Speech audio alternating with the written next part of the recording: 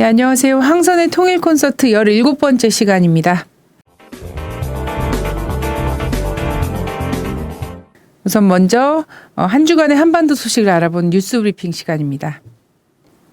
9월 2일까지 한미연합 을지 프리덤 가디언 연습이 진행되는 가운데 공군은 을지 프리덤 가디언 연습에 맞춰 8월 22일부터 26일까지 대규모 종합 전투훈련인 소어링 이글 훈련을 진행했습니다. 공군은 이번 훈련을 통해 북한의 탄도미사일 위협에 대한 선제 공격 시스템인 킬체인 능력을 집중 배양하겠다고 밝혔습니다. 박근혜 대통령이 잇따라 대북 강경 발언을 쏟아내고 있습니다. 박 대통령은 을지 NSC와 을지 국무회의에서 북한 체제의 동요를 언급하며 북한 자멸론을 제기했습니다.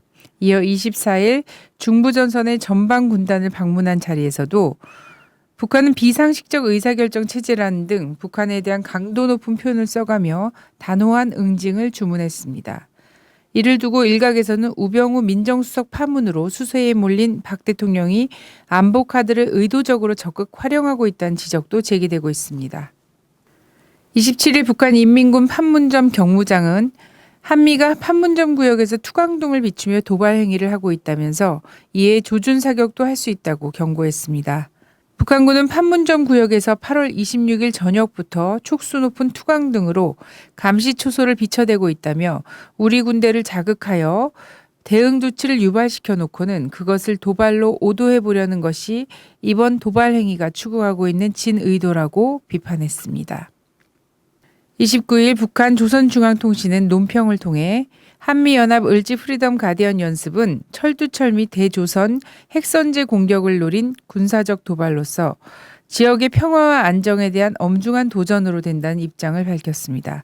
논평은 지금껏 포탄 한 발 떨어지지 않은 제 나라 땅이 일시의 잿더미로 되어 아수라장으로 화하는 것을 미국은 상상해 보았는가라며 파멸 후의 통탄이나 후회는 때늦은 것이라고 경고했습니다. 을지 프리덤 가디언 연습 사흘째인 24일 오전 5시 29분 북한이 잠수함 발사 탄도미사일 SLBM을 발사했습니다. 이번 탄도미사일은 500km 정도 날아가 일본 측 방공 식별 구역에 떨어졌습니다. 이는 최소 사거리 300km를 뛰어넘은 것이어서 성공으로 분석되고 있으며 김정은 국무위원장은 이번 발사가 성공 중의 성공이라고 선언했다고 합니다. 유엔 안보리가 26일 북한 탄도미사일 시험 발사를 규탄하는 언론 성명을 발표했습니다. 이번 성명은 24일 SLBM 발사뿐 아니라 8월 2일과 7월 18일의 탄도미사일과 7월 9일 SLBM 발사를 모두 포함한 것입니다. 안보리가 북한을 규탄하는 언론 성명을 채택한 것은 올해 들어 8번째이며 성명에는 한반도의 긴장 완화를 위해 외교적 노력을 기울여야 한다는 내용도 담겼습니다. 28일 북한은 외무성 성명을 발표하여 이번 유엔 안보리 언론 성명을 규탄하고 미국이 우리의 존엄과 생존권을 위협한 이상 우리는 당당한 군사대국으로서 보여줄 수 있는 모든 사변적인 행동 조치들을 다계단으로 계속 보여줄 것이라고 경고했습니다. 29일 새누리당 정진석 원내대표는 북한의 SLBM을 근본적으로 봉쇄할 수 있는 특단의 대책을 검토해달라며 핵 추진 잠수함을 배치해야 한다고 주장했습니다. 이에 박근혜 대통령도 북한 SLBM 성공에 따른 실질적인 대비책 마련을 지시하면서 핵 잠수함 보유론에 더 힘이 실리는 것 아니냐는 관측이 나오고 있습니다. 이에 대해 박지원 의원은 새누리당의 핵 잠수함 배치 주장은 한반도 평화를 파멸로 몰아넣는 것이라며 어떤 첨단 무기도 평화를 직접적으로 보장해주지 않는다고 비판했습니다. 이어 박 의원은 남북관계에 대해 눈에는 눈, 이에는 이라는 방법이 아닌 건설적 대안이 필요한 관계라는 것을 직시해야 한다고 지적했습니다. 지난 6월 북한이 대화 재개를 위해 현재 보유한 핵무기를 인정받고 더는 무기 개발을 하지 않는다는 조건을 내걸었다는 주장이 나왔습니다. 조시 로기는 28일 워싱턴 포스트 기고문에서 6월 베이징에서 열린 동북아시아 협력대화에 참석한 인사의 말을 인용해 최선희 북한 외무성 미국국 부국장이 현재의 핵무기를 포기하는 대화는 더는 하지 않겠지만 추가 무기 개발을 중단하는 협상은 타결까지 이를 수 있다며 대화 재개의 조건을 내놓았다고 밝혔습니다. 다음은 사드 배치 관련 소식입니다. 29일 국회 국방위원회 전체회의에서 국방부는 성주 지역 내 사드 배치 제3부지 가용성 검토 등에 대한 현안 보고를 진행했습니다. 이철희 의원은 대통령이 제3후보지를 불쑥 질렀다면서 국군 통수권자가 사전 시나리오나 충분한 절차 없이 혼란만 부추기고 있다며 정부를 비판했습니다. 사드 배치 철회를 요구하며 40여일째 투쟁을 이어가고 있는 성주군에서 사드 반대 인간띠 있게 행사가 진행되었습니다. 27일 오후 6시 사드 철회 평화기원을 위한 평화의 인간띠 있게 행사는 1차 사드 배치 예정지로 거론된 성주군 성산포대 입구에서 시작해 2시간 동안 진행되었으며 주민 3천여 명이 참가했습니다. 30일 새누리당은 의원총회를 열어 사드 배치 찬성을 당론으로 채택했습니다. 새누리당은 당론을 토론 없이 박수로 채택했으며 이에 따라 경북 성주 김천의 반새누리 분위기와 사드 반대 투쟁은 더욱 거세질 것으로 보입니다. 성주에서는 지난 26일 사드 배치에 반발하는 군민 1,151명이 새누리당을 집단 탈당하기도 했습니다. 25일 중국 국방부 우첸 대변인은 미국의 사드 한국 배치는 지역 전략 균형을 파괴하고 미중, 한중 간 전략적 상호 신뢰를 파괴하는 것이라며 이는 이 지역에서 판도라의 상자를 여는 것이라고 밝혔습니다. 또한 우 대변인은 지난 17일 무장한 북한 군인들이 중국 국경을 넘어 중국군과 교전을 벌였다는 보도는 터무니없이 꾸며낸 것으로 완전히 조작된 것이라고 말했습니다. 정부가 30일 발표한 2017년도 예산안에 따르면 국방부분 예산은 올해 대비 4% 증가한 40조 3천억 원으로 국방비가 사상 처음으로 40조 원을 돌파했습니다. 2005년 노무현 정부 당시 국방비는 20조 8,226억 원이었습니다. 반면 남북관계 단절의 현실을 반영하듯 통일부분 예산은 올해보다 16.2%가 삭감된 1조 2,811억 원으로 책정되었습니다. 네, 다음은 주목할 만한 뉴스 시간입니다. 사드 배치 발표에 의해서 핵잠수함 도입설까지 지금 확산되고 있는 국면에서 한반도 핵 문제 해법과 관련한 칼럼이 발표되었습니다. 통일연구원 연구위원을 지낸 김영윤 박사 오마이뉴스 칼럼에 낸 것인데요. 김영훈 박사는 한반도 핵 문제 해결에 접근하기 전에 우리가 반드시 인식해야 할 부분이 있다며 핵 문제 해결의 실질적인 주체가 바로 북한이라는 것과 체제 수호가 목적인 북한에게 경제적 인센티브 제공은 한계가 있을 수밖에 없다라는 것을 지적을 했습니다. 또한 김 박사는 핵 문제 해결은 2단계로 접근해야 한다 하면서 첫 번째 단계에서는 북한이 핵무기 사용을 하지 않도록 최선의 방안을 강구하고 둘째 단계에서는 북한으로 하여금 핵을 포기할 수 있는 환경을 조성해야 한다고 했는데요. 김 박사님은 실제 협상에서는 협상 중단 불가의 원칙, 상대 인정의 원칙, 협상 우호적 조치의 병행 원칙을 세우고 지켜야 한다라고 주장했습니다. 김 박사는 북한의 선제적 핵폐기 요구만이 존재하는 상황에서 협상은 이루어질 수 없다라고 하면서 북한에게 핵은 체제 문제이기 때문에 체제 안전이 담보되기 전에 핵을 포기하지 않을 것이다. 압박과 제재로 핵을 포기하게 할 수 있다는 환상에서 한시바삐 깨어나야 한다라고 주장도 했습니다. 마지막으로 핵 문제를 해결하기 위한 추진 과제로 우리 사회를 압도하고 있는 북한 무시 분위기를 바꿔야 하며 진정성을 담은 대화를 제의하고 협상에 성실한 자세로 임할 수 있는 준비가 필요하다 이렇게 밝혔는데요. 또한 교류 협력의 강화로 언제든지 누구든지 북한을 방문할 수 있는 사실상 통일 정책이 필요하다라고 지적했습니다. 끝으로 남북 간의 정치 군사 문제를 경제 협력 문제와 분리시키고 남북 관계를 정권의 입맛대로 이용하려는 것을 막아야 한다. 이렇게 결론을 맺었습니다.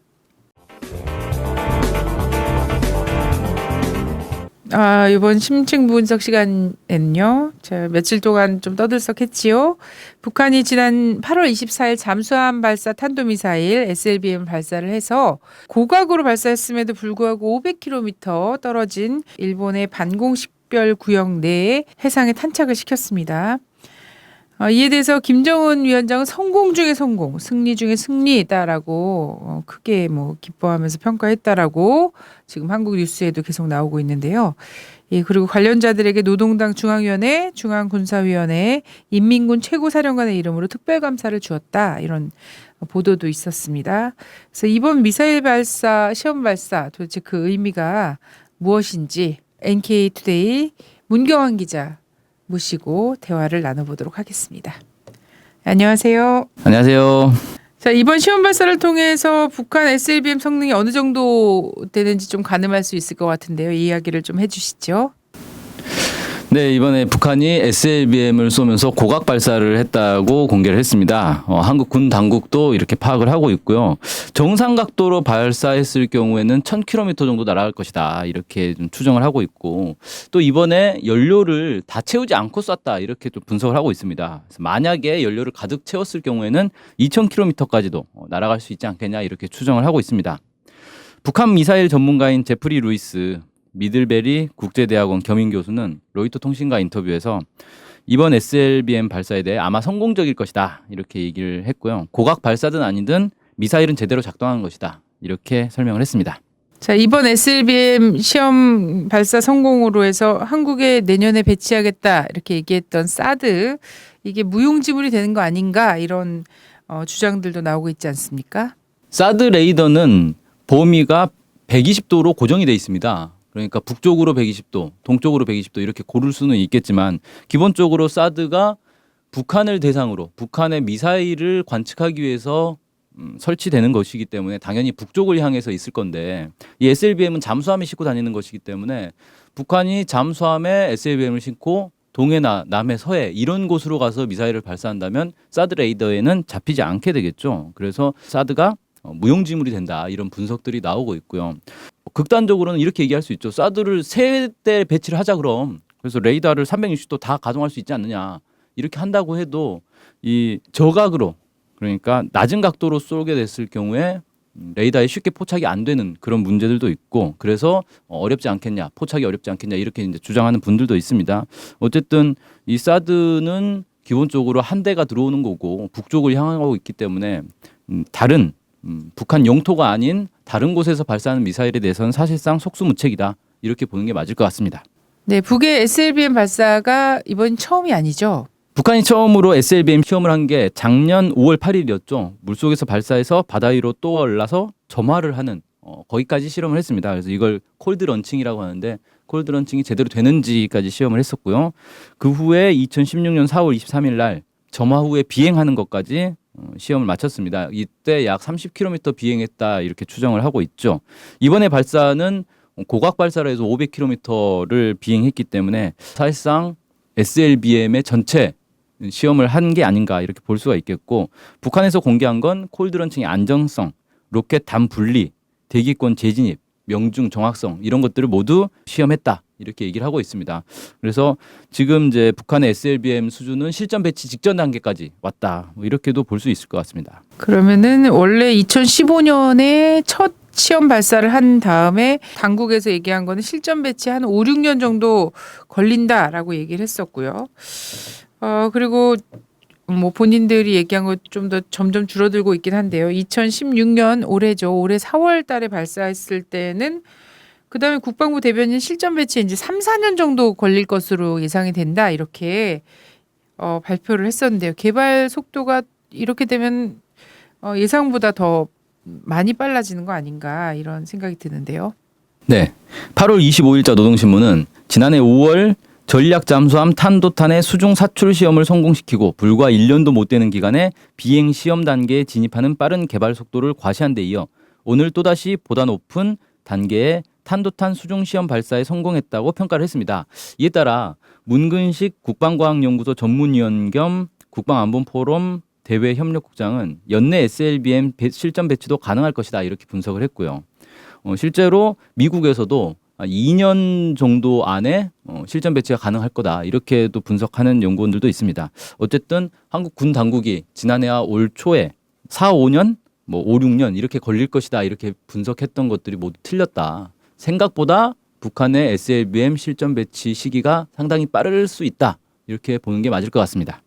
이번 시험 발사 사진을 보면서 미사일 끝부분 갖고선 좀 논란이 있었는데요. 언론에서도 이게 좀 낡은 것이다. 뭐 구소련이 사용한 그리드핀이다라고 하면서 낡은 기술이다 이렇게 깎아내리는 주장들이 있었는데요. 어떤가요? 네, 이 그리드핀이 약간 논란이 되기도 했는데요.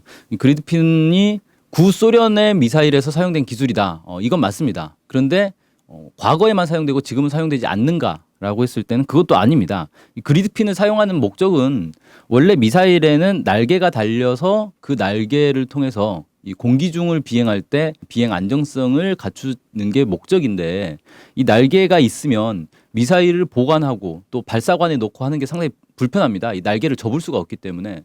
그래서 이 날개를 접는 방식의 그런 날개들도 많이 개발이 되고는 있는데 가장 유용하게 쓸 수 있는 게 이제 그리드핀이다 이렇게 알려져 있습니다. 이 그리드핀은 동체에 딱 붙여서 발사를 한 다음에 발사 직후에 이걸 펴면 되기 때문에 상당히 유용하다 이렇게 볼 수 있고요. 이게 과연 그러면 이제 과거에만 사용하던 기술이냐? 최근에 미국의 상용 우주 기업이 있습니다. 스페이스X라는 기업인데 여기서 이제 발사하는 주력 로켓 중에 하나가 펠컨 9라는 로켓이 있습니다. 여기 동체에도 사용되고 있는 게 사진으로 확인이 됐습니다. 그러니까 구소련에서만 사용한 게 아니라 미국에서도 사용하고 지금 러시아의 미사일들에도 이게 적용된 미사일들이 있습니다. 그래서 이게 뭐 낡은 기술이다, 뭐 오래된 기술이다 이렇게 볼 수는 없을 것 같고요. 상황에 따라서는 유용하게 쓸 수 있는 기술이다 이렇게 보는 게 맞을 것 같고 북한이 지난 6월 22일에 발사한 화성 10호에도 그리드핀이 부착되어 있었죠. 자, SLBM 성능을 두고선 말이 많습니다. 말이 많다 보니까 이런 주장도 있네요. SLBM 포착하려면 잠수함을 찾아야 된다. 근데 북한이 SLBM을 발사한 잠수함이 디젤 잠수함이라서 소음이 크고 따라서 쉽게 탐지할 수 있다 이런 주장이 있는데요. 이게 잠수함도 자동차랑 비슷한가 봅니다. 네, 흔히 잘못 알려진 상식 중에 하나입니다. 디젤 잠수함은 디젤 엔진을 가동하니까 소리가 시끄럽지 않겠느냐, 뭐 이렇게 생각을 하는데 디젤 잠수함은 실제 이 스크류를 돌리는 건 전기 모터입니다. 디젤 엔진은 이 전기 모터를 충전하기 위해서 충전지에 충전하기 위해서 사용하는 것이고요. 그래서 실제로는 물 밖으로 나와서 디젤 엔진을 가동해서 충전지를 충전한 다음에 물 속으로 들어가서 이 전기 모터를 이용해서 앞으로 나아가는 방식이죠. 그래서 실제로는 오히려 핵잠수함보다 더 조용하다 이렇게 알려져 있습니다. 핵잠수함 같은 경우는 이 잠수함 안에 경수로가 있어서 이 경수로는 가동을 껐다 켰다 할 수가 없습니다. 한번 가동하면 이 핵 연료가 계속해서 핵 분열 반응을 일으키기 때문에 계속해서 가동을 해야 됩니다. 그러니까 24시간 계속해서 발전기가 가동을 하고 있기 때문에 오히려 핵잠수함이 소음이 더 크다 이렇게 좀 알려져 있고요. 요즘 나오는 핵잠수함들은 이 소음을 줄이기 위해서 핵잠수함은 워낙 등치가 크기 때문에 소음을 줄이는 기술들을 많이 이용하고 있지만 어쨌든 핵잠수함은 100% 24시간 중에서 일부 시간이라도 소음을 완전히 차단하는 건 불가능합니다. 계속해서 소음은 나오게 돼 있고요. 다만 이제 디젤 잠수함 같은 경우는 급한 경우에 아예 엔진을 꺼버리면 완전 100% 무음 상태로도 가능하다 이런 게 있기 때문에 오히려 디젤 잠수함이 소음 면에서는 더 효율성이 있다 이렇게도 볼 수가 있습니다. 또 핵잠수함, 이 핵잠수함은 어떤 장점이 있을까요? 네. 물론 디젤 잠수함도 약점이 많습니다. 일단 산소 공급을 위해서 주기적으로 물 밖으로 나가야 되는 문제가 있고요. 또 디젤 엔진을 사용하기 때문에 디젤유를 무진장 싣고 다닐 수는 없습니다. 그래서 이 디젤유를 공급받기 위해서 계속 이 항구로 왔다 갔다 해야 되는 문제가 있고 멀리 대양으로 나가기는 힘들죠. 게다가 SLBM을 여러 개를 싣기 위해서는 잠수함 크기가 커져야 되는데 잠수함 크기가 커지면 디젤 잠수함의 경우는 출력에 한계가 있기 때문에 속도도 크게 낼 수가 없고 이런 문제가 있습니다. 그래서 SLBM을 제대로 운영하려면 아무래도 핵잠수함이 있는 게 맞다 이렇게 볼 수 있죠. 핵잠수함은 경수로 가동을 통해서 동력을 얻기 때문에 농축 우라늄을 사용을 하는데 이 농축 우라늄을 한번 충전을 하면 짧게는 6년에서 길게는 30년까지도 연료 보충 없이 계속해서 가동을 할 수 있는 아주 큰 장점이 있습니다. 그러니까 장거리 항해에 매우 유용하겠죠. 그다음에 이 경수로에서 나오는 전기가 상당히 많기 때문에 이 전기를 이용하면 모터를 계속 돌려가지고 속도도 상당히 빠르게 낼 수 있고 디젤 잠수함보다 속도는 더 빠를 수가 있습니다. 그리고 식수와 산소 문제도 다 해결할 수 있습니다. 그러니까 바닷물을 끌어들여서 이걸 전기 분해하면 산소도 나오고 그다음에 담수화 장치를 가동을 해서 식수도 만들 수 있고 그래서 장기간 물속에 있을 수 있죠. 이론상으로는 뭐 몇 년씩도 물속에는 있을 수 있는데 다만 승무원의 정신 건강에 문제가 있습니다. 여러 심리학적으로 보면 3개월 이상 사람이 밀폐된 공간에 있으면 정신적 문제가 발생하지 않을 수 없다. 이런 이제 연구들이 있습니다. 그래서 최소 3개월에 한 번씩은 이 핵잠수함은 물 위로 올라오게 그렇게 돼 있죠. 그리고 핵잠수함 크기가 워낙 크다 보니까 이 안에 승무원들의 어떤 정신 건강을 유지하기 위한 여러 가지 장치들도 많이 마련을 하는데 뭐 심지어는 러시아의 한 핵잠수함에는 실내 수영장도 갖추고 있습니다. 잠수함 안에. 그 정도로 승무원들의 정신 건강을 상당히 신경을 많이 쓰고 있죠.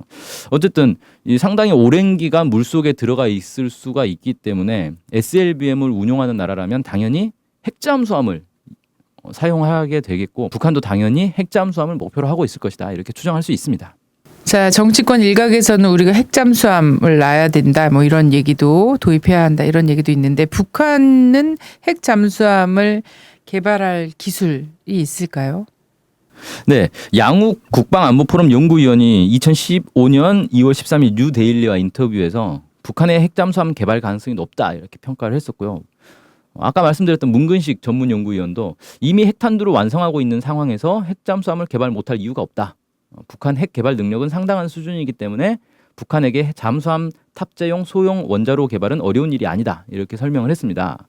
일본의 조선신보도 최근에 8월 25일이었죠. 보도를 통해서 북한의 SLBM 시험 발사가 전해진 이래 국제사회에서는 북한이 배수량이 큰 핵잠수함의 보유에 나선다는 주장이 제기돼 왔다. 이렇게 설명하면서 김정은 위원장이 SLBM 개발뿐 아니라 우리식의 위력한 전략 잠수함의 건조도 직접 틀어주고 있다. 이렇게 밝혀서 핵잠수함을 건조하고 있다라는 걸 부인하지 않았습니다. 그래서 보면 북한이 90년대부터 이미 핵잠수함 개발에 나서고 있다. 이런 정보들도 간간히 들려오고 있는 상황이기 때문에 북한이 이미 핵잠수함을 개발했을 가능성 그리고 현재 개발을 중인 가능성 이런 것들 충분히 볼 수가 있고 아까 말씀드린 뉴데일리 같은 경우는 북한이 세 척의 핵잠수함을 건조 중이다. 뭐 이렇게 분석을 하기도 했습니다. 북외무성에서는 보여줄 수 있는 모든 사변적인 행동 조치들을 다계단으로 보여줄 것이다 이렇게 얘기를 하기도 했는데 향후 북한의 움직임을 전망해 본다면 어떨까요? 네, 8월 25일자 노동신문은 적들이 우리의 존엄과 생존권을 조금이라도 위협하려 드는 경우에는 당당한 군사 대국으로서 보여줄 수 있는 모든 사변적인 행동 조치들을 다계단으로 계속 보여줄 때 대하여 김정은 위원장이 지시했다 이렇게 보도를 했습니다. 이 얘기는 뭐냐? 북미 간에 계속 군사적 대치가 있을 경우에 다계단으로 군사 대국의 어떤 면모를 보여주겠다는 겁니다. 군사 대국의 면모는 여러 가지가 있겠지만 미국이 가장 신경 쓰고 있는 건 아무래도 전략 무기들이겠죠. 그러니까 전략 무기들을 단계적으로 계속 보여줄 것이다 이렇게 볼 수가 있습니다. 올해 들어서만도 핵탄두 공개를 했고요. 수소폭탄 공개를 했고 대륙간 탄도미사일 공개를 했고 그다음에 중거리 미사일 화성 10호를 공개를 했고 SLBM을 또 공개를 했습니다. 그럼 이후에는 뭘 공개할 것이냐. 수소폭탄을 응용한 다양한 핵폭탄들 그러니까 EMP탄이라든지 중성자탄이라든지 이런 걸 공개할 수도 있고요. 그다음에 SLBM을 싣고 다닐 핵잠수함을 공개할 수도 있고 다양한 전략 무기들을 앞으로 차근차근 공개할 가능성이 있다. 이렇게 보여집니다. 물론 이게 북미 간의 군사적 대치가 끝나고 어떤 평화적인 분위기로 접어든다면 이런 전략 무기 공개는 더 이상 진행되지 않겠죠. 네, 오늘 말씀 감사합니다. 감사합니다.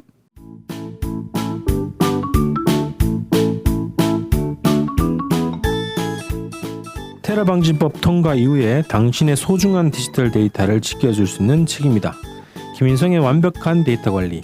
주권방송 후원을 위한 500권 한정 공동 구매를 10% 할인된 가격인 26,000원에 택배비를 포함해서 주문을 받고 있습니다. 주권방송 홈페이지 김인성의 완벽한 데이터 관리 배너를 클릭하셔서 주문하시고 입금하시면 배송해 드립니다. 많은 구매 부탁드립니다.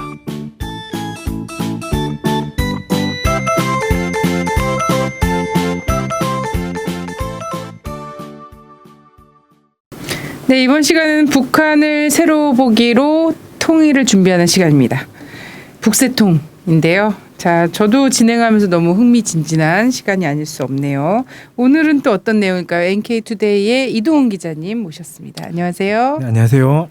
네, 오늘은 최근에 화제가 되고 있죠. 북한에서 과학기술 전당이라든지 또는 과학자를 위한 건물을 짓는다든지 이런 것들을 통해서 북한의 과학기술 정책이 어떤 것들이 있는 건지를 좀 살펴보도록 하겠습니다. 네, 저도 좀 관심 있었어요. 이게 네. 보니까 북이 요즘 그 과학기술 전당 사진을 네. 많이 내돌리더라고요. 아. 한국의 언론이나 이런 데서도 많이 나왔던 것 같은데 네네. 기존에 보여준 모습이랑 상당히 좀 많이 달랐어요. 일단 그러면 과학기술 이게 네. 우리 과천에 있는 과학관 같은 곳일까요? 일단 비교하자면. 뭐 그런 것과 비슷하다고 할 수 있을 것 같은데요. 네. 과학기술과 관련해서 모든 정보를 다 담은 곳이다 이렇게 이야기를 하면 될 것 같습니다. 일단 북한이 과학기술 전당을 만든 게 2015년 10월 28일 평양 쑥섬에 이 과학기술 전당을 세웠었는데요. 건물 모양이 원자 모형으로 이루어져 있습니다. 가운데 이제 핵이 있고 원자가 핵 주위를 도는 모습을 이제 형상을 한 거죠.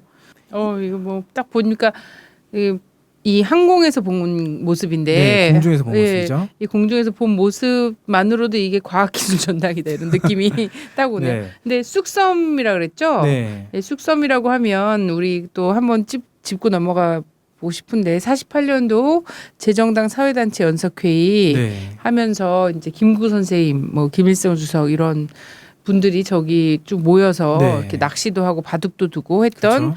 유적지입니다. 네. 예. 그 섬에 대규모의 과학기술 전당을 만들었다라는 걸 좀 완전히 변모했습니다. 보면 될 것 같습니다. 네. 그래서 이 건물은 북한에서 종합적인 전자도서관, 그다음에 최신 과학기술 보급 거점으로 활용이 되고 있습니다. 그래서 이 과학기술 전당에 어떤 자료들이 있느냐 보면 2000년 이후의 과학기술 자료를 모아서 디지털 데이터베이스를 구축을 했는데 총 그 데이터 양이 43.53 테라바이트 정도라고 하고요. 1억 3,850만여 건의 자료가 있다고 합니다. 이 중에서 한글로 된 자료는 158만 건, 약 3.15 테라바이트 정도가 있고 외국 자료는 1억 3,692만 건, 40.38 테라바이트 정도라고 합니다. 아직은 이 양이 아주 많은 수준은 아니다라는 평가가 있고요. 근데 일단 첫 구축에서 그 정도를 만들어 놨으니까 향후에 더 많은 자료들이 구축이 되지 않을까라는 예상을 해볼 수 있을 것 같습니다. 지난번에 저희 이제 통일 콘서트에 네. 강호재 박사님이 나오셔갖고 네. 북한 과학사 전문이시잖아요. 네네. 이 과학기술 전당 얘기를 막 해주셨거든요. 네. 그래서 그때 하신 말씀 중에 그런 얘기가 있었습니다. 인민대학습당이 원래 평양에 크게 있는데 네. 거기에 이제 국립도서관 역할을 해왔잖아요. 근데 인민대학습당에서 그 자료들을 약간 전산화하고 이렇게 해서 이게 또 이제 과학도서관으로서의 역할 이런 걸 한다고 보면 된다. 뭐 네. 이렇게 좀 소개했었는데 바로 그 말씀이신 것 같아요. 네. 그래서 이런 자료를 이제 구축을 해놨고요. 매일 5만 명의 사람이 이 데이터베이스를 사용할 수 있도록 돼 있고 동시 7,000명 정도가 접속을 해서 이용을 할 수 있다. 이렇게 돼 있다고 합니다. 그래서 이렇게 이용할 수 있도록 네트워크도 좀 마련이 돼 있다고 하고요. 망통신 속도는 1기가 정도가 되고 국가 컴퓨터망과의 통신 속도는 10기가 정도라고 해서 지금 한국에 있는 고속 인터넷과 비슷하다. 이렇게 보면 될 것 같습니다. 그래서 과학기술 전당에 마련되어 있는 자료들을 전국 각지에 있는 그 과학기술 거점과 연계를 해가지고 서로 교환할 수 있도록 또 만들어 놨다고 하고요. 그래서 명실상부하게 이 공간이 북한의 과학기술의 핵심 거점으로 지금 현재 역할을 하고 있다라고 할 수 있고요. 사진에서 보시는 그 과학기술 전당 옆에 있는 그 건물이 있지 않습니까? 저 좀 높이 서 있는. 네, 높이 서 있는 예. 건물. 예, 여기는 과학자와 연구자들이 들어가 쉴 수 있는 공간이라고 합니다. 약 500명 정도가 묵을 수 있는 23층 규모의 과학자 숙소라고 합니다. 그러니까 과학자들이 여기서 묵으면서 과학기술 전당에 가서 또 자료를 통해서 연구도 하고 쉴 때는 이 숙소에 가서 쉬고 이런 식으로 운영을 하는 것 같습니다. 그러면 이제 전국에서 과학자들이 뭐 세미나를 한다 이러면 네. 저런 데를 이용할 수 있겠고 이후에 제가 이제 관심 갖고 있는 건 남북에 만약에 과학자들이 만나서 남북 과학자 무슨 모임이라든지 세미나 이런 것들을 한다고 하면 바로 저 숙소에 가서 네. 남쪽의 과학자들이 묵으면 되는 거네요. 그렇죠. 네. 실제로 지금 북한에서 과학과 관련한 행사를 하면은 현재 과학기술 전당에서 많이 치르고 있습니다. 그래서 최근에도 과학기술 전당에서 과학 관련한 행사들을 좀 진행을 했던 것이 확인되고 있습니다. 네. 그러면 이제 과학기술 전당 안으로 들어가 보도록 하겠습니다. 여기는 과학기술 전당으로 들어간 입구의 모습을 보여주는 거고요. 이 어린이들이 견학을 왔네요. 네, 견학을 오는 모습이죠. 입구의 모습 봤으니까 실제 들어가 보죠. 여기 들어가면 딱 보이는 모습인데요. 이 사진은 올해 5월에 찍은 사진인데 아이들이 들어와서 참관하고 있는 모습인 것 같습니다. 이 사진은 과학기술 전당의 종합 안내도입니다. 보시면 아시겠지만 지하부터 4층까지 있고요. 여러 시설들이 있습니다. 대표적으로는 어린이들이 전시물들 직접 조작하면서 체험하는 공간인 어린이 꿈관, 그다음에 장애인들이 들어와서 이용할 수 있는 장애자 열람관. 그래서 여기에는 컴퓨터와 음성 안내 프로그램이 있다고 하고요. 그다음에 기초과학관이라고 해서 수학, 물리학, 화학, 생물학, 지구과학을 다루는 곳이 있습니다. 그리고 첨단 과학기술관이라고 해서 DNA 기술 등의 생명공학, 그다음에 원자로와 핵발전소 등의 핵기술, 인공위성 기술을 포함한 우주기술과 같은 첨단 과학인 이런 부분을 다룬 그런 첨단 과학기술관이 있고요. 응용과학기술관이라고 해서 국방과학이라든지 공업, 농업과 관련한 과학기술 이런 것들을 보급하는 그런 곳이 있다고 합니다. 이렇게 다양한 곳이 과학기술 전당에 마련이 되어 있는 거죠. 저기 위에 보니까 기초과학관이라고 써져 있는 걸 보니까 어린이 꿈관, 뭐 첨단 과학기술관 이런 데도 다 저렇게 이렇게 터치 스크린으로 해서 네. 좀 소개가 되어 있나 봅니다. 네네. 네. 그래서 이렇게 각 관마다 가서 터치 스크린을 통해서 기본 안내를 받을 수 있고요. 이런 것들 통해서 더 효율적으로 이용을 할 수 있을 것 같습니다. 예, 저는 어린이 꿈관하고 장애자 열람실이 또 한국 사회에서는 굉장히 충격적으로 받아들일 수 있는 부분이 알 수 없습니다. 네. 이 장애자 열람실 관련해서는 대북 지원 단체인 푸른나무라는 곳에서 네네. 거기 대표님이 직접 저기를 참관을 하셨거든요. 아, 네. 그분은 이제 대미동포신데 참관을 하셔가지고 직접 돌아보시다가 장애자 열람관을 보시고 사진을 찍어서 국내에 알려주기도 하셨습니다. 네네. 예, 지금 보시는 사진은 4층에 있는 전자 열람실인데 중간에 보시면 문제의 은하 3호가 네. 있네요. 네. 이렇게 이제 과학기술 전당의 가운데 부분인 건데 은하 3호 모형이 있는 거죠. 아마도 과학 연구의 최첨단이라고 할 수 있는 인공위성과 우주 발사체를 상징적으로 좀 중간에 놔둔 게 아닌가 이렇게 생각이 들고요. 이 주위에 보시면 쭉 책상이 있고 책상 위에 검은색 뭔가 있죠. 이게 모니터입니다. 지금 보시는 것처럼 많은 사람들이 이제 이용을 하면서 자신이 원하는 자료를 찾아가지고 열심히 보고 있죠. 이용자들이 여기서 자료를 자유롭게 이제 찾아보는 겁니다. 아이들 같은 경우에는 만화를 보는데 뭐 뽀로로 같은 게 좀 띄어져 있었으면 더 혹할 뻔했는데 그죠? 네. 근데 그거는 통일이 되면 더 자유롭게 볼 수 있지 않을까 싶고요. 네, 이곳은 정확하게 어떤 것이다라고 설명은 제가 본 적이 없어가지고 정확하게 모르겠는데요. 저 둥그런 구슬 모양에서 계속 영상이라든지 안내 자료가 상영이 됩니다. 그래서 이 사진 말고 다른 사진을 보시면 또 다른 영상이 띄워져 있는 걸 보실 수가 있는데요. 이 굴을 통해서 여러 가지 정보를 전달하고 있는 것으로 보입니다. 매직쇼 관이 아닙니까? 네. 그래서 뭐 저기 의자라든지 이런 곳에 앉아서 자유롭게 네네. 저 영상을 이제 보는 거겠죠. 네. 네. 그리고 보시는 것처럼 아이들이 즐길 수 있는 컴퓨터 게임장도 만들어져 있습니다. 네, 보니까 동작을 인식해서 하는 게임이죠. 배드민턴을 치는 모습으로 보이는데요. 닌텐도 위라고 하나요? 그거랑 좀 흡사하게 보입니다. 동작을 인식해서 하는 게임이죠. 네. 이렇게 과학기술 전당을 이제 살펴봤는데요. 과학기술 전당의 1층과 2층은 청소년들이 주로 찾는 곳이라면 대학생 이상 전문 연구원들은 3층과 4층에 주로 간다고 합니다. 네. 그럼 저도 가게 되면 1층과 2층을 과학기술이 네. 그 수준이니까 제가 최근에 이 과학기술 전당 관련해서 좀 이걸 화면으로 본 게 유튜브에서 네. 영국의 그 레게머리 한 네. 가수가 미국인 가수하고 래퍼들이 평양을 방문해서 올 여름이더라고요. 네. 올 여름에 이렇게 찍어온 영상들이 막 있더라고요. 네. 그래서 그걸 또 이제 찍어 와서 편집을 해서 이제 뮤직비디오를 또 만들어서 그 미국인 래퍼 같은 경우에는 유튜브에 올려놨는데 200만이 넘었대요 조회수가. 근데 네. 이 친구 친구들인지 잘 모르겠지만 하여튼 이분들이 북녘을 여행하고선 돌아와서 이제 북녘의 많은 모습들을 보여주는데 거기에 이제 이 과학기술 전당 모습이 있었는데 네. 그 어떤 정지된 뭐 사진들보다는 더 막 생생하게 그곳의 모습이 담겨 있더라고요. 근데 네. 한번 이제 참고해서 그 네. 영상을 한번 보시면 좋을 것 같습니다. 네, 직접 보시면 또 느낌이 더 다르실 수 있을 것 이 같습니다. 영상이 또 너무 재밌게 찍혔어요. 아. 재밌게 북녘 사람들과 소통하고 같이 스케이트보드라든지 네. 윈드서핑 같은 거 하는 네네. 거 모습이 막 나와 있어서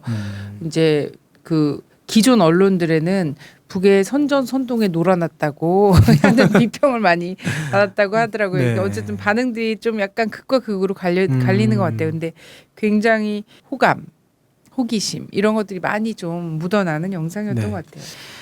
네, 그럼 다음 사진으로 넘어가 보겠습니다. 북한이 과학기술을 강조하면서 신경을 쓰는 부분이 있는데요. 바로 원격 교육 부분입니다. 우리말로 치면 인터넷 강의라고 할 수 있을 것 같은데요. 북한은 과학기술 보급을 위해서 각 회사나 기업소에 원격 교육시설을 점차 늘려나가고 있습니다. 사진에 보시는 것처럼 기업이나 대학마다 이렇게 원격 교육실을 만들어서 사람들이 원격 교육을 통해서 지식을 얻도록 하고 있는 거죠. 제가 네. 90년대 갔을 때도 주로 저런 교육은 이제 인민대학습당을 찾아가서 하거나 네. 이런 것들이 강의실이나 이런 것들이 많이 되어 있었어요. 아니면 찾아가서 이제 CD로 그 녹음돼 있는 강의를 다시 듣거나 반복해서 듣거나 이런 것들이 있었는데 이제 좀 보급이 네. 되고 펼쳐지는 네. 단계인 것 같습니다. 그래서 최근에는 이런 그 원격 교육 관련해서 내실 있는 교육을 위해서 원격 강의 프로그램도 개발을 많이 하고 있습니다. 지난해 12월 달에는 김책공업종합대학의 원격 강의만 1,700여 개의 1만 명이 육박한 학생들이 듣고 있다. 그러니까 1,700여 개의 강의가 있고 1만 명이 넘는 학생들이 듣고 있다라는 좀 보도가 있었고요. 그러니까 지금은 더 많은 사람들이 이제 보고 공부를 하고 있겠죠. 사진 보시면 아시겠지만 이 프로그램을 개발해서 아 이거 너무 재밌었어요. 네, 이번 강의 시간은 90분인데 동무는 71.5분부터 강의를 받는 척하면서 컴퓨터로 다른 작업을 하였습니다. 네, 어떻게 하면 저렇게 하는지 저는 잘 모르겠습니다만 강의에 집중하여야 하겠습니다. 네. 하고 확인 누르게 되어 있네요. 어떻게 저렇게 프로그램을 했는지 모르겠지만 원격 교육을 할 때 네. 집중하라라는 뭐 이런 프로그램도 만든 것 굉장히 같아요. 한국의 국정원이 되게 탐내할 만한 지금 동무는 불온적인 댓글을 썼습니다. 지워주셔야 하겠습니다. 뭐 이렇게. 네, 아니 90분인데 71.5분부터 강의를 받는 척하면서 컴퓨터로 다른 작업했으면 집중력은 꽤 발휘가 된 건데 되게 날카롭게 끝부분에 약간 네. 방심한 모양인데요. 참. 성인들의 집중력이 네, 네. 60분에서 90분 사이 뭐 정도니까 정상적인 분이라고 할 수 있겠죠. 예. 그리고 또 신경 쓰는 부분이 과학자들이 살고 있는 살림집을 좋게 마련하는 것도 이제 있습니다. 네, 여기 은하과학자거리인가요? 네. 네. 네, 지금 보시는 거는 은하과학자거리인데요. 2013년 9월에 준공이 된 곳입니다. 처녀 세대가 입주를 할 아파트 21개 동이 만들어졌다고 하고요. 여기 학교라든지 편의시설, 다양한 재반 시설들도 갖춰졌다고 합니다. 그리고 그 보신 곳은 위성과학자 거리인데요. 위성과학자 거리의 규모는 정확하게 밝혀지지 않았습니다. 하지만 이곳 역시 과학자들이 마음 놓고 연구활동을 할 수 있도록 보장해 주는 곳이다. 이렇게 이야기를 할 수 있을 것 같고요. 지금 보시는 거는 많은 분들이 보셨을 것 같은데요. 2015년 완공된 미래과학자 거리입니다. 2015년 11월 3일 날 준공식을 가졌는데 19개 동의 고층 아파트 단지와 150여 개의 상업시설, 김책공업종합대학의 자동화 연구소, 기상수문국, 유치원, 학교, 체육공원 뭐 이런 다양한 시설들이 들어섰다고 합니다. 네, 엄청난 고층인데 네, 네, 색감은 이게 이제 우리 이 남쪽의 미감에는 많이 약간- 맞지 않네요. 네, 단청색이 그대로 들어와 있는 것 같아요. 그죠? 약간 좀 촌스러운 색깔이다라는 느낌을 아유, 받을 수도 있을 것 같아요. 뭐 고유의 색감이죠. 네. 그리고 지금 보시는 이 사진이 북한이 한창 건설하고 있는 여명거리의 조감 모형입니다. 여명거리는 40여 동의 살림집과 60여 동의 공공건물을 건설하고 있는 거고요. 수십여 개 대상에 대한 보수, 그러니까 기존에 있는 건물을 보수하는 거고, 새로 짓는 건물 같은 경우는 현재 골조 공사가 마무리됐다라는 보도가 지금 나와 있는 상태고요. 미장 공사가 한창 진행되고 있다라는 보도가 있습니다. 이 구역에는 김일성 종합대학의 교육자들과 과학자, 연구자들을 위한 주택 그리고 공공시설들이 들어설 예정이라고 합니다. 아니 근데 보니까 네. 과학자들이 이렇게 많나요? 북의 인구가 뭐 2,500만, 뭐 네. 많아도 3천만 안쪽으로 보고 2,500만 있는데. 정도로 보고 있죠. 네. 근데 과학자 비율이 굉장히 많나 보네요. 실제로 평양 주변뿐만 아니라 함흥 쪽에도 이 국가과학원의 함흥 분원이 있거든요. 그쪽도 함흥 과학자들을 위한 산림집을 건설했습니다. 이렇게 실제로 과학자들을 위한 그 건물을 전국 곳곳에 필요한 곳에 다 짓고 있다라고 보면 될 것 같은데 정말 저도 생각이 든 게 과학자들이 진짜 이렇게 많은가라는. 이제 북 같은 경우에는 좀 사회주의 국가다 보니까 과학자들이 전부 이제 국가의 기본 복무에서 거기서 이제 산업 발전, 민간 산업인지 군수 산업인지 뭐 우주 항공 산업인지 뭐 이런 것들이 다 안에서 좀 되다 보니까 이런 거리와 이런 것들이 좀 가능하지 않나 이런 네. 생각도 들고요. 그래도 어쨌든 많은 것 같습니다. 네. 네. 일단 뭐 확인된 것만 해도 수천 세대라고 하니까 수천 명이겠죠. 수천 명의 과학자들이 있는 것 같고 그만큼 이제 과학자들 우대해 주면서 이 독려를 하겠죠. 과학기술 빨리 발전시켜야 된다라고 독려를 하는 거고 뭐 7차 당대회에서 얘기한 것처럼 과학기술을 앞세워서 국가를 발전시키겠다라고 했으니까 그만큼 더 과학자들에게 투자하는 것 아닌가 생각이 듭니다. 네. 네, 오늘 과학기술 전당하고 그리고 과학자 거리 살펴봤는데요. 너무 재밌었어요. 제가 네. 평소에 좀 궁금했던 거고요. 네. 많은 분들이 이걸 통해서 또 북의 새로운 모습 한번 엿봤을 거라고 생각이 되고요. 다음 시간에도 재미있는 얘기 준비해서 와주시죠. 네. 네, 알겠습니다. 감사합니다. 열심히 준비하겠습니다. 1946년 화순 탄광 사건을 극화한 역사 팩션 뮤지컬 화순 1946. 올해는 100여 명의 배우들과 30여 명의 스태프들이 광화문 광장에서 일어설 준비를 하고 있습니다. 광장의 정신에 따라 티켓은 판매하지 않으며 누구나 관람하실 수 있지만 여러분들의 응원이 필요합니다. 텀블벅에서 화순을 검색하세요. 그럼 9월 8일 저녁 8시 광화문 북축광장에서 만나요. 모두가 함께하고 관심 가질 만한 일정을 소개하는 시간입니다. 자, 9월 1일부터 2일까지 김대중 도서관에서는 3차 세월호 청문회가 진행이 됩니다. 주권방송에서 생중계하는데요. 많은 분들이 관심을 가져주셨으면 좋겠습니다. 9월 3일 오후 6시 세종문화회관 앞에서는 사드 한국 배치 반대 전국 동시 평화행동 수도권 집중 촛불이 진행됩니다. 9월 8일 오후 8시 광화문 북측광장에서는 1946년 화순 탄광 사건의 비극을 극화한 스탠딩 뮤지컬 화순 1946 공연이 있습니다. 광장의 정신에 따라 티켓을 판매하지 않으며 텀블벅에서 공연 비용을 모금하고 있습니다. 많은 관심 부탁드립니다. 네, 통일 콘서트 17회 시청해 주셔서 감사합니다. 고맙습니다.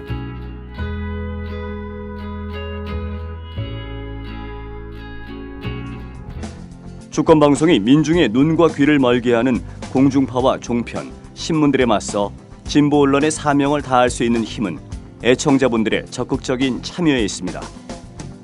주권방송을 후원해 주십시오. 홈페이지 www.615tv.net에서 민들레 홀씨 정기 후원인이 되어주시거나 우리은행 1005-501-779-765 주식회사 주권방송으로 직접 후원을 해주셔도 좋습니다. 저희 주권방송은 평화 번영과 민주 회복을 위한 진보 언론의 사명을 성실히 수행할 것입니다. 주권방송과 함께해 주시기 바랍니다.